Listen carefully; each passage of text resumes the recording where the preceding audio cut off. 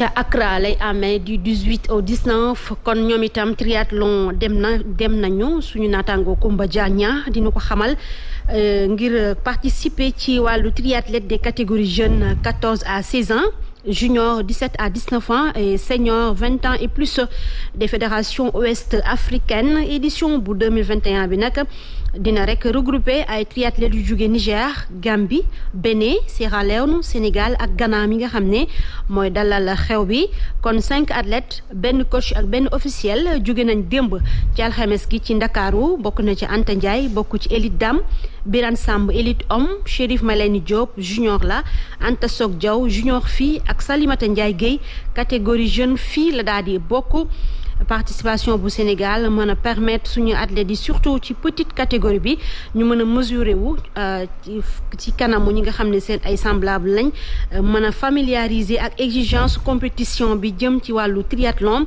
muy am solo ngir waajal bu baax li jëm ci Jeux olympiques de la jeunesse yi war a am atum 2026 ci Ndakaaru handball la ñuy jeexale ak Angola mi défendre titram naka rek jëm ci final bi digganteem ak Cameroun mi dalal xew bi 17h lay doon Sénégal nag match de classement bi digganteem ak RD Congo moo ko mujjee gàddu 5e la jël place boo xam ne du la yóbbu fenn doo dem ci wàllu mondial bu qualifié woon ci demi-finale rek dina bokk ci ñiy dem ci coupe du monde moo taxoon keroog may la le Sénégal perd doublement c'est à rectifier ci lu jëm ci wàllu compétition bu nu mel asma ak tënk la woon ñu dikkaat ci li nga xam ne mooy rugby bi ci coach Bourama Sambou ñëwaat est-ce que mën nga ñu définiral ban critère le championnat d'Afrique bi di am ngir nga mën a gàddu ndam li waaw aujourd'hui comme dañoo jógee ci poule C bi ñëw ci poule A kii bi nu mu tuddati da ngay am ay points da ngay ëppale points pour jiitu wala non waaw da ngay am point le premier moom mooy qualifié pour coupe du monde waaw premier parmi ñun la Kenya Namibie ak Madagascar ku ci jël P yow yaay dem coupe du monde donc loolu mu doon loo xamante ne lu am solo la surtout si rugby Sénégal.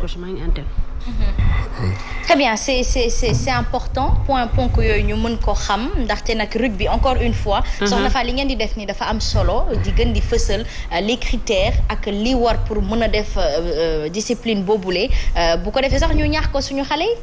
waaw parce que ñu ci bëri dañuy naan rugby il faut nga am doole pour mën ko def. waaw loolu laa foog de dama kaa rusoon a wax rek waaye nag loolu nekkoon xam nga c'est-à-dire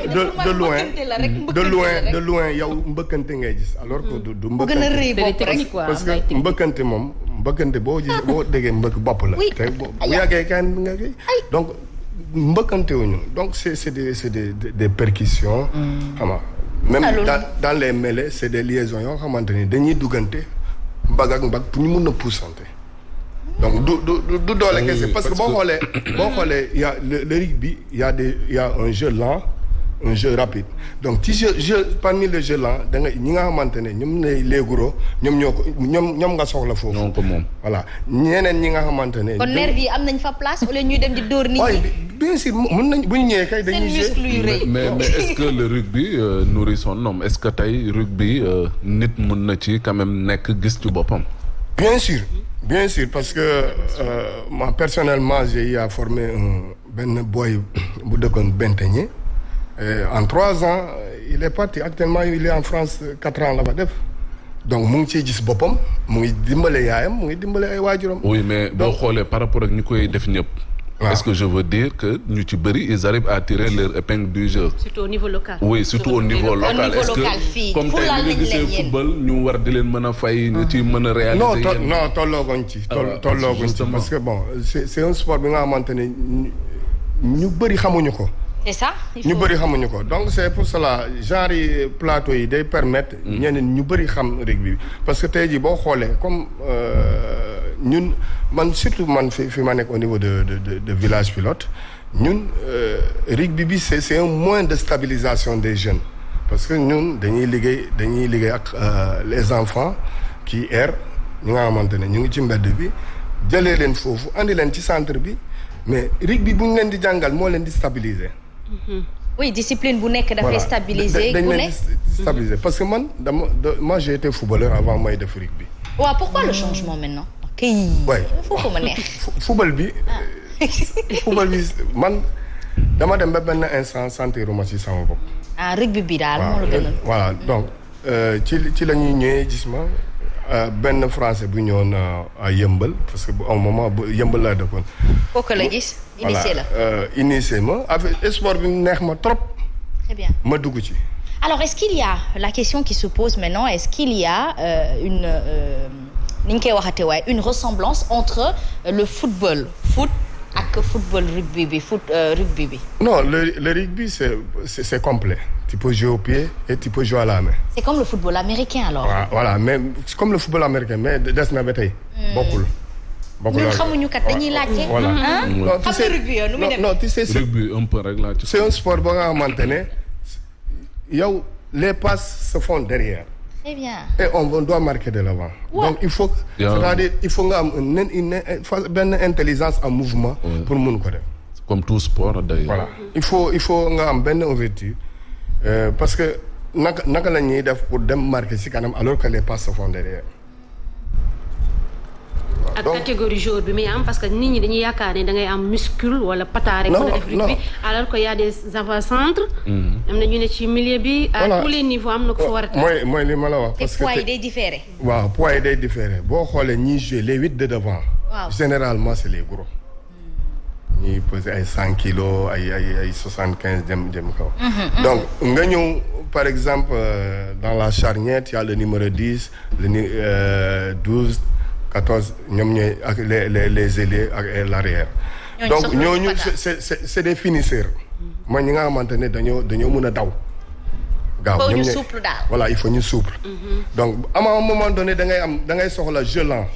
donc boo soxlee jeu lent bi ci da nga koy jouer sur les avant mooy les 8 de devant parce que ñoom gaawuñu donc dañuy créer des points de fixation benn instant bu ñu génnee bal bi rek xam ni les 3/4 dañuy utiliser l'espace 3/4 pour ñu mën a jouer il faut mu am espace. ok am na benn cadre bu may gis bon ñu ci bëri boo ñu koy def dañ ci dóor bal bi alors quand est-ce que le but est accordé quand est-ce que le but n'est pas accordé.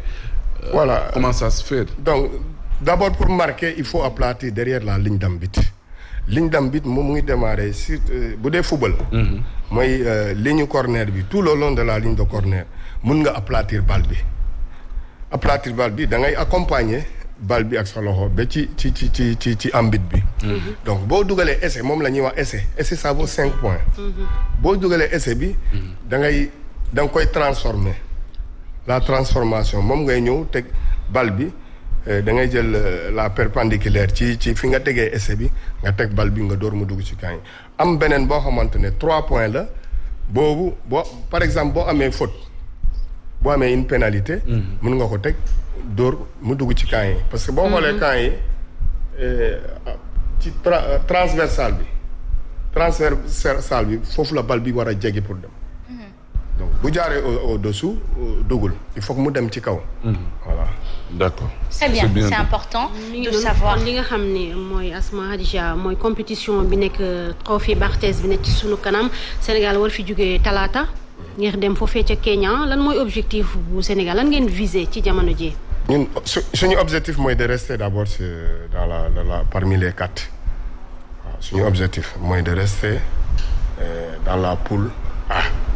bañ a wàcc poule B bi. poule A bi mooy élite bi quoi. waaw mooy élite bi mooy les 4 meilleurs de l'Afrique suñu objectif loolu la. d'accord waaw mais au-delà des objectifs bu ñu mënee dem jël finale bi dañ koy jël. bu ñu ko mënee jël dañ koy jël pour mën a qualifier coupe du monde. léegi justement pour revenir à ndam parce que ñun on est assoiffé de victoire en ce moment je pense que on en a envie pour vous mettre dans les conditions qu'il faut pour que ngeen mën a nekk qu'est-ce qu'il faudrait est-ce que kilifa yi ñoo ngi leen di gëstu di leen bàyyi xel bu baax a baax ndaxte bu fekkee ni dañ leen di entraîner loo di leen dajale loo ci peut-être stade bu ñàkk ndox du ñu naan ñàkk wekk la wala ñàkk faale mais peut-être que maladresse la boo xamante ni war nañ ko joxoñ. non parce que ñun d'abord fédération bi mu ngi def lu mu mën. lépp li nga xamante ne pour ñun ñu nekk dans de bonnes conditions def nañ ko donc. donc il ne reste rien vous n'êtes en manque de rien du tout. non actuellement. Oui. Non parce que actuellement ñun préparation bi c'est nickel. D'accord. Préparation accompagnement tout ce qui accompagnement bi c'est bien. Voilà tout tout est ce bien. qui est accompagnement c'est bien. Ramenez-nous la coupe alors. Inch'Allah dina ñëw. Ramenez-nous la coupe alors. Inch'Allah dina ñëw inch'Allah. des efforts tamit à saluer. ci discipline yu bari yoo xamante ni si am na ci réew bu Sénégal ñu ciy yëngatu xam nga ministère des sports di ci jàpp fédération itam ci liggéey bu am solo. surtout la maison des rugby yi nga xam ne doon nañ ko installer un peu partout le rugby à l'école également. pour les plus jeunes. xale yi di leen ko jàngal da ciy baax pour ñu am l'amour la passion de cette discipline en tout cas ñu ngi leen di xaar. waaye d'ailleurs am nañu projet boobu di comme booy yu bëri yi nekk ci équipe U20 bi am na ñeen ñoo xamante ne comme li ma wax tout à l'heure ils sont ici de la petite catégorie comme la maison de rugby am na ci benn boy boo xamante ne comme école yi ngay wax ci foofu la jóge dañuy dem ci école yi di enseigner le rugby. Très bien. Même au niveau de l'INSEPS ñu ngi fay jàng. vous êtes dessus daal yéen a ngi ci kon baax na kon mi ngi ko merci beaucoup en tout cas ci sa teewaay fii tàggat yaram bi xoyom na tey macha allah rugby jël na gàddu na ndam li moom laa faral jamono ji daal bàyyi naa football. ok. le 27 dañoo war a jouer finale. Il y aura trois finales finale des deux ak finale qui va opposer Asfa ak Sanfou score am Dragon Village Pilote ak Yoff. donc c'est important. voilà donc très bien en tout cas footballeur yaa ngi ma yoon message ni ma bàyyi football bi moom tamit daal kenn mënul exprimer wu correctement et cordialement saa ñu lay tutoyer lan la nii bàyyi leen li ngeen def. merci beaucoup en tout cas coach merci également à Fatou mi nga xam ne moo facilité pour